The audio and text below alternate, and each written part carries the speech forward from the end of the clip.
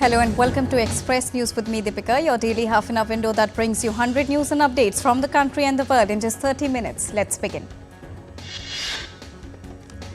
India's Prime Minister Narendra Modi visited Union Territory of Jammu and Kashmir on Thursday. It is Prime Minister Modi's first rally for BJP candidates in Kashmir after record voting in first phase of assembly election. Prime Minister Narendra Modi said the bumper voting in the first phase of Jammu and Kashmir assembly elections has rejected the parties that sympathize with stone pelting and terrorism. Prime Minister Narendra Modi said the political agenda of Congress, NC and PDP has been to deprive the people of Jammu and Kashmir of their legitimate rights. In Jammu and Kashmir's Katra, Prime Minister Narendra Modi asserted that the government will not let Pakistan's agenda be imposed in the Union Territory. He added that no power in the world can bring back Article 370 in Jammu and Kashmir. The Union Territory of Jammu and Kashmir voted in its first assembly election in a decade on Wednesday. The overall voter turnout in the first phase was recorded at over 61%. India's Ministry of External Affairs on Thursday held a press briefing on the upcoming visit of Prime Minister Narendra Modi to the United States from 21st till 23rd of September. The MEA said Prime Minister Narendra Modi will take part in the 4th Lead Quads Leaders Summit in Wilmington, Delaware on 21st of September. He will also take part in bilateral meetings with different heads of states on the sidelines. On 22nd September, Prime Minister Narendra Modi is expected to interact with the Indian diaspora in Long Island, New York. A business roundtable with CEOs of AI, quantum computing and biotechnologies is also in the pipeline. Prime Minister Narendra Modi will address Summit of Future at UNG on 23rd of September. A pact of the future will be adopted by summit leaders at the end of it. The Bharatiya Janata Party led India's NDA governments completed 100 days in the office on Tuesday. Union Agriculture and Farmers Welfare Minister Shivraj Singh Chauhan held a press conference today highlighting the achievements of his ministry. India's Home Minister Amit Shah attended the national conference on the initiatives taken by the Ministry of Cooperation under 100 days, where he said the government has taken 10 initiatives during this period to boost the cooperative sector. India's Defence Minister Rajnath Singh attended the second Commanders Conference of 2024 of Indian Navy at Nausena Bhavan here in New Delhi on Thursday. India's President Draupadi Murmu graced and addressed Safai Mitra Sammelan in Madhya Pradesh's Ujjain on Thursday. She also laid the foundation stone for the Indore-Ujjain 6-lane road project on the occasion. India denounced a UN report on Indian elections, terming it as unwarranted and out of touch with reality, leading to concerns of bias and lack of objectivity. An array of gifts and mementos received by Prime Minister Narendra Modi during various events across the country has been put up for an e-auction on 17th of September. Over 1,200 Indian and US troops are pushing their limits in rugged terrain of Rajasthan as India-US joint military exercise Yudh Abhyas 2024 gets underway.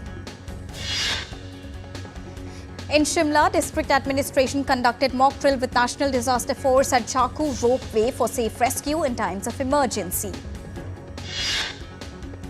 The CEO Roundtable interaction concluded successfully on day 1 of World Food India 2024 in New Delhi. Key government representatives and chief executives from over 70 leading firms attended the roundtable. Union Minister of Steel and Heavy Industries H.D. Kumaraswamy has said that India is aiming to achieve a steel capacity of 300 metric tons by the year 2030 under the leadership of Prime Minister Narendra Modi. In India's Assam, All Assam Students Union President Utpal Sharma appreciated the central government's One Nation, One Election push, adding that implementation should be done only after proper discussion. India's stock markets reached record levels on Thursday. The benchmark BSE Sensex briefly surpassed 83,700 before closing at 83,184, marking a 236-point gain from the previous day's close. Nifty breached 25,600 level for the first time before closing with gains of 38 points at 25,415. Border market indices settled lower with small cap shares taking the biggest hit. The Nifty Small Cap 100 index declined 1.26% on Thursday. The US Federal Reserve cut interest rates for the first time in 4 years, shifting away from its efforts to slow the economy and curb the inflation in a move to stimulate growth. Overnight in the USA, the S&P 500 hit a record high overnight, and although it closed slightly lower, futures rose 0.67% in Asian trade. Nasdaq futures were up 1%, Japan's Nikkei jumped 2.5%, and stock markets in Australia and Indonesia hit record highs. Oil prices fell and benchmark Brent crude futures were last down 0.3% at $73.42 a barrel. The Indian rupee ended at 83.68 per US dollar on Thursday. Gold futures maturing on the 4th of October stood at 73,441 rupees per 10 grams on Multi-Commodity Exchange of India. Silver futures maturing on the 5th of December were retailing at 90,275 per kilogram on the MCX. Walkie-talkies exploded in latest attack on Hezbollah devices after pagers. 25 killed and over 450 people injured. Israeli officials have not commented. Security sources claim Israel's spy agency Mossad was behind the attacks. Japanese firm ICOM said on Thursday that it was investigating the facts regarding the explosion of walkie-talkies in Lebanon. UN General Assembly demands Israeli pull out from Palestinian areas within 12 months, calls for an embargo on arms that Israel might use in those areas. The non-binding measures passed 124 to 14 vote on Wednesday, with 43 countries abstaining. The resolution backed an advisory opinion by the International Court of Justice that found Israel's presence unlawful in Palestinian territories. In view of spiraling tensions in West Asia after blasts that have left many people dead, senior diplomats from the US, UK, Germany and France along with Italy will meet in Paris to discuss the issue. US Secretary of State Antony Blinken will join his counterparts in Paris after discussing the possibility of a Gaza conflict truce in Cairo. Israel bombs Lebanon after radio blast, says it thwarted Iran-backed assassination plot. The military said airstrikes hit Hezbollah targets in southern Lebanon, as well as a Hezbollah weapon storage facility in the area of Qiyam has also been hit. Russia on Thursday targeted an energy infrastructure in Ukraine's northeastern region of Sumy, causing a temporary power cut in the region. Ukraine's energy support facilities in military-industrial complex, airport infrastructure, equipment and facilities including 23 armoured vehicles were destroyed during the strike. Ukrainian drone attacks caused an earthquake-sized blast at a major arsenal dump in Russia's Tver region, warehousing storing missiles, guided bombs and artillery ammunition have also been destroyed. Ukraine claims Russian advancement in Kursk region has been stopped. President Zelensky says victory plan is fully prepared. Sudan's army and the paramilitary rapid support forces said they are open for peaceful solutions to a war. Both Burhan and Dagalo traded blame for a failure to bring an end to the conflict. They have not outlined specific steps towards reaching a peaceful solution. Labour Union International Brotherhood of Teamsters will not endorse US former President Donald Trump or Democrat candidate Harris in US presidential race. Teamsters have endorsed every Democratic candidate for president since the year 2000. Haitian government on Wednesday created a provisional electoral council, marking the most concrete step towards reviving the electoral process in years. The council created has representatives for 7 states that represent religious groups, journalists, farmers and unions. North Korea tested new tactical ballistic missiles using super-large warheads and modified cruise missiles. The testing was led by leader Kim Jong-un. Hawaii's Kilauea volcano erupted in a remote area of Hawaii Volcanoes National Park. Geologists said that up to 10-meter high lava fountains created lava flows on the floor of Napao crater.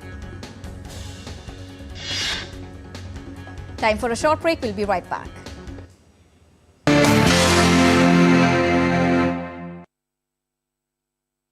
We need to look at waste as a resource. There are many possibilities and opportunities here, starting from the water that we use to brush our teeth in the morning and the shirt on your back. We are always proposing a hybrid sort of operation where you're blending in technology where it's useful. This recycling unit helps us to save 30 to 60% of the drinking water, and we were able to prove that it saved not only water but energy too. Till now, which was considered as a waste, we are now adding value to it, which is increasing the farmer's income.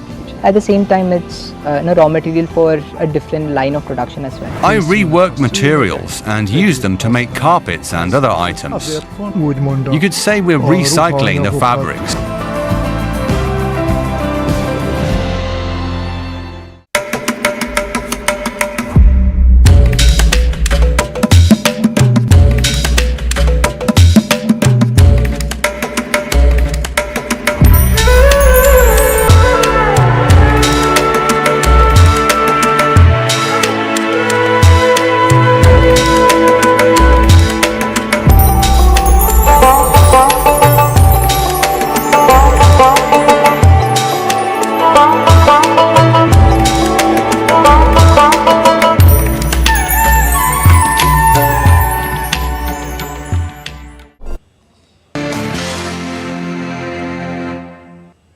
Welcome back. Let's continue.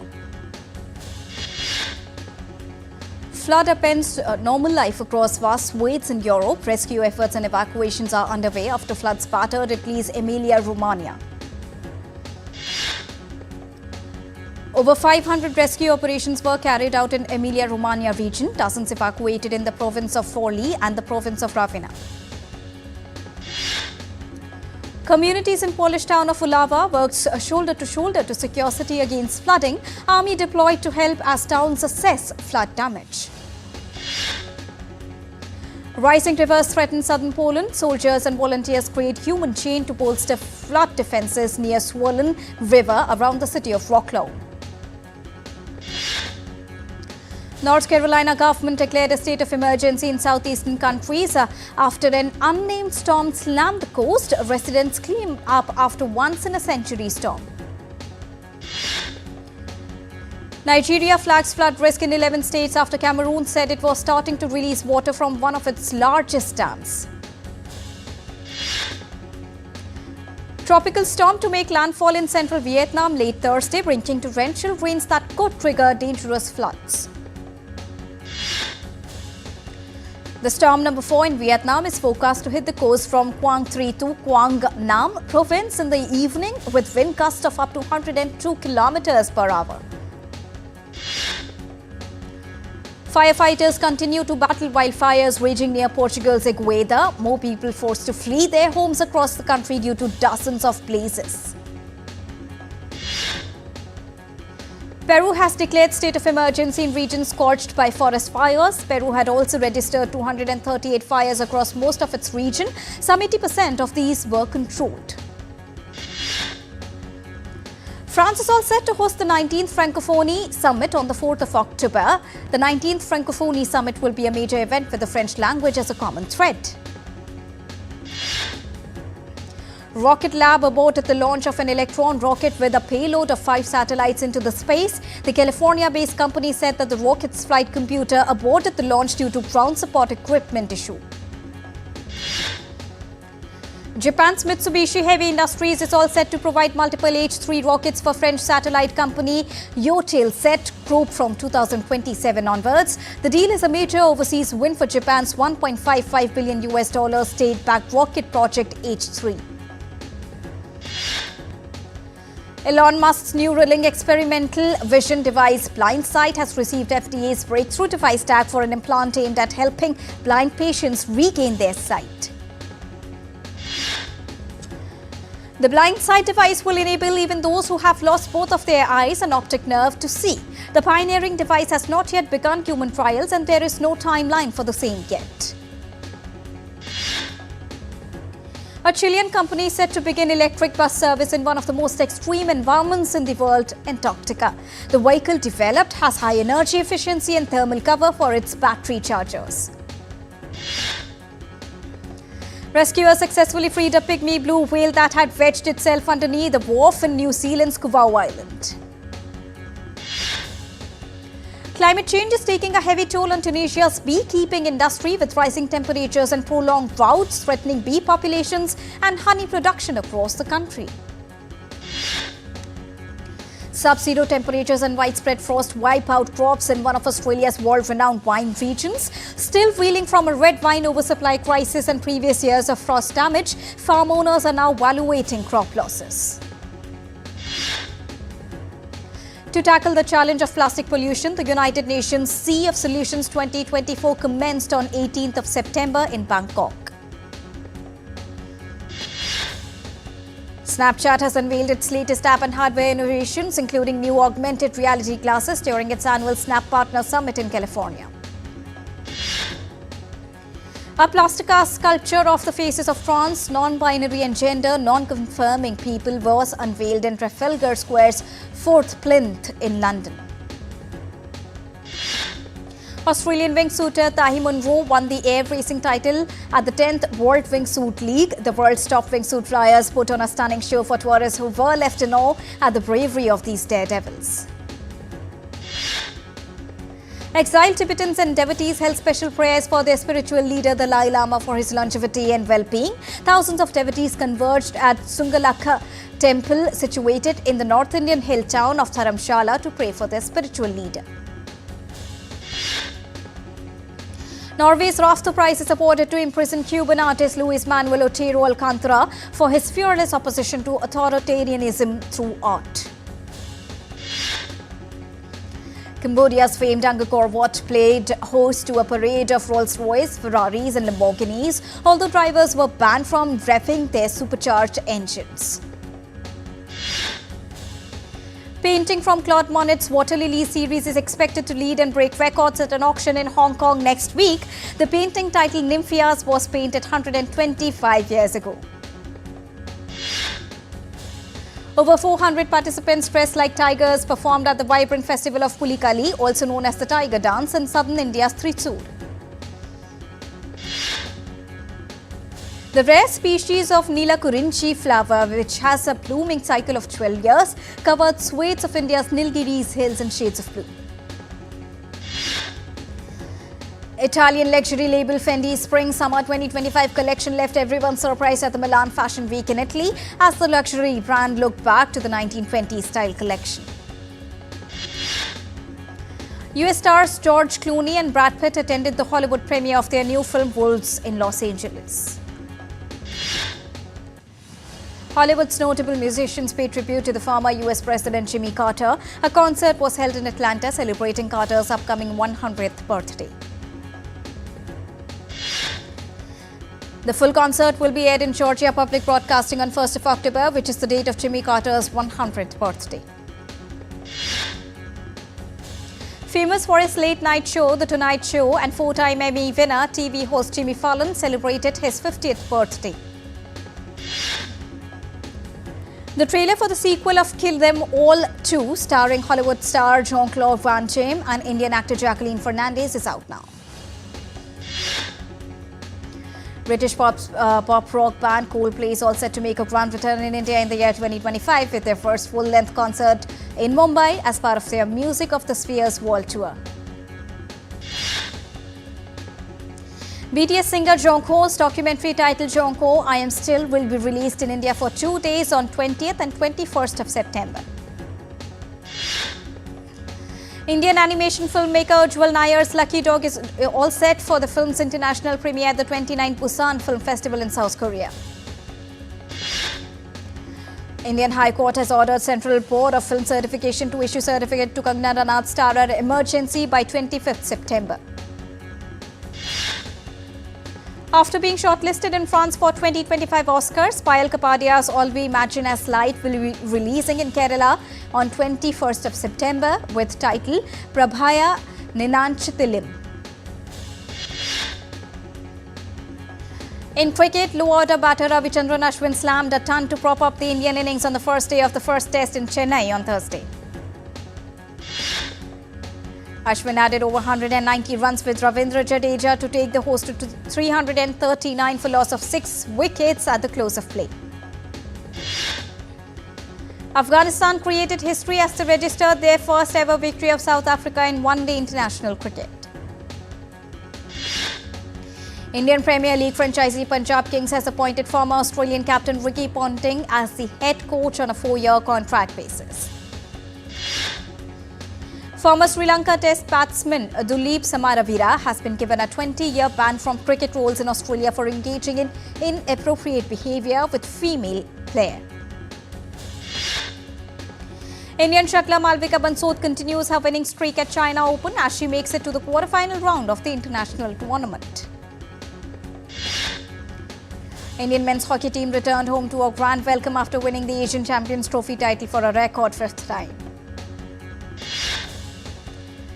In chess, Indian men's team won their 7th round tie against China after D. Kukesh defeated Wei Yi. The rest of the 3 games ended in draws. In tennis, Lava Cup tournament between Team Europe and Team World is all set to kick off from Friday onwards in Berlin. And Manchester City were held to a goalless draw against Inter Milan in their opening game of the Champions League campaign at Etihad Stadium.